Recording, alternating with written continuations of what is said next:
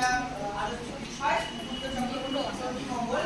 চণ্ডীমঙ্গলের প্রথম যে বিষয়টি, মুকুন্দ চক্রবর্তীকে কেন চণ্ডীমঙ্গল কাব্যের শ্রেষ্ঠ কবি বলা হয়। তোমরা এখানে দেখো যে মুকুন্দ চক্রবর্তী একমাত্র কবি মধ্যযুগের। সমালোচক শ্রীকুমার বন্দ্যোপাধ্যায় বঙ্গ সাহিত্য উপন্যাসের ধারা একটি বিখ্যাত বই, সেখানে বলেছেন যে মুকুন্দ যদি মধ্যযুগে না জন্মে আধুনিক সময় অর্থাৎ 20 শতকে জন্মাতেন, তাহলে তিনি ঔপন্যাসিক হিসেবে পরিচিত হতেন। আমরা এটা চণ্ডীমঙ্গল কাব্য পড়ার সময় দেখেছিলাম যে মুকুন্দ চক্রবর্তীর কাব্য চণ্ডীমঙ্গলের অন্যান্য কবিদের থেকে কিছুটা আলাদা। সেই আলাদা কোথায় সেদিকেই কিন্তু কুমার বন্দ্যোপাধ্যায় একজন আধুনিক সমালোচক হয়ে মধ্যযুগের একজন কবিকে আধুনিক দৃষ্টিতে বিচার করেছেন। এবার উপন্যাস একেবারেই 19 শতক এবং 20 শতকের একটি সংগ্রহ।